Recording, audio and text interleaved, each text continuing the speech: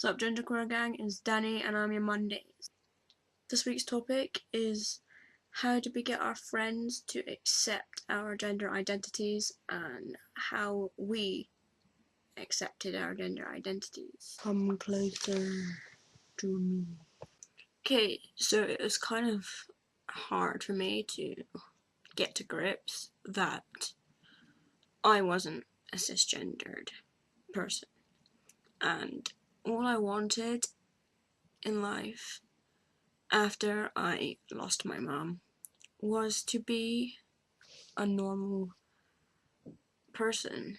I had to live an abnormal life as a kid. I had to have a serious operation when I was 2 on my kidney. I had to live with one kidney. I had to do things to help that one kidney by drinking lots and lots and lots of water, lots and lots of cranberry juice, going to the toilet more than other children. Whereas other children just drank when they wanted to. They didn't go to the toilet like 10 times a day, and people kind of picked on me for that. I had to be brought up by my dad.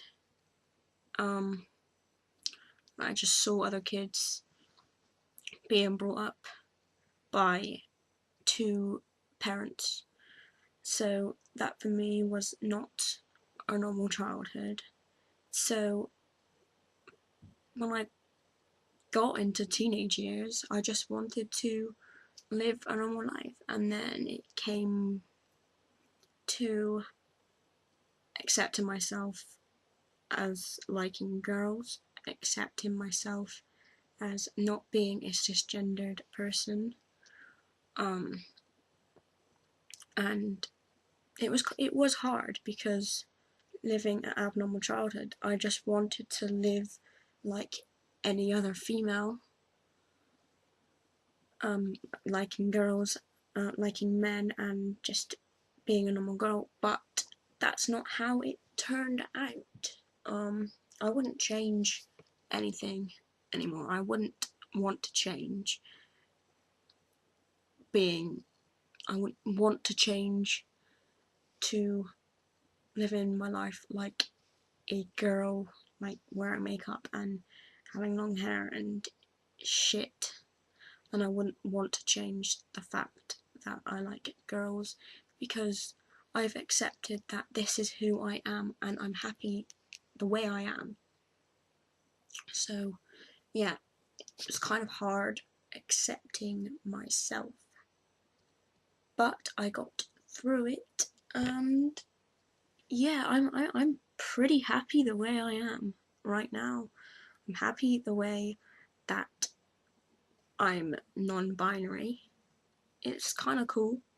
And I'm happy the way that I like girls. I just couldn't imagine myself liking men anymore, because that's the way I am.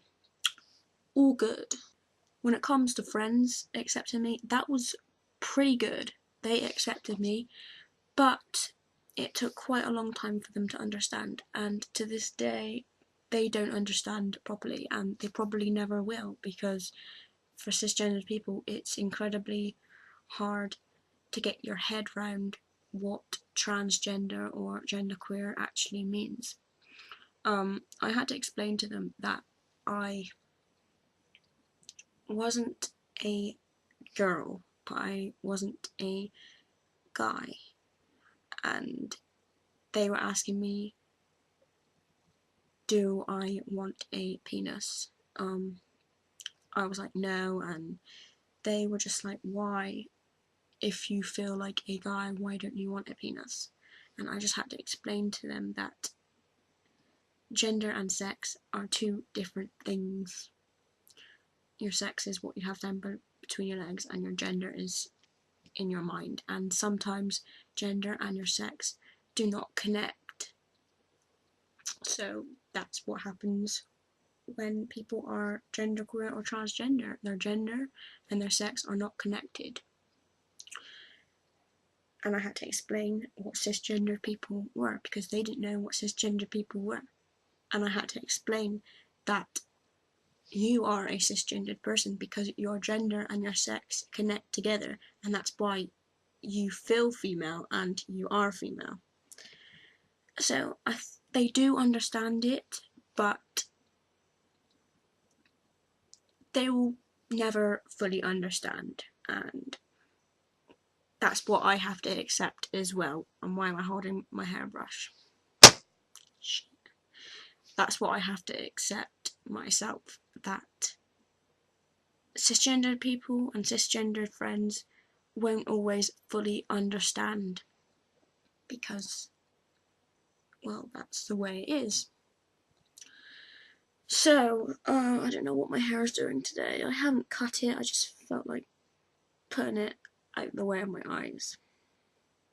So yeah, I think that's it pretty much covered.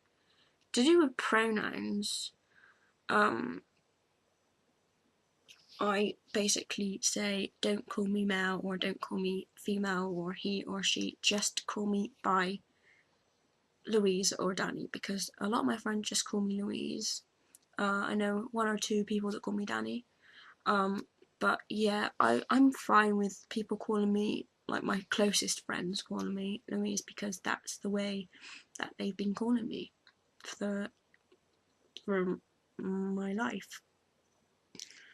So yeah, I prefer people to call me by my name, not pronouns, because I kind of struggle with that. I think that's covered now. So I'll see you guys next week. Take care. Stay safe. Peace.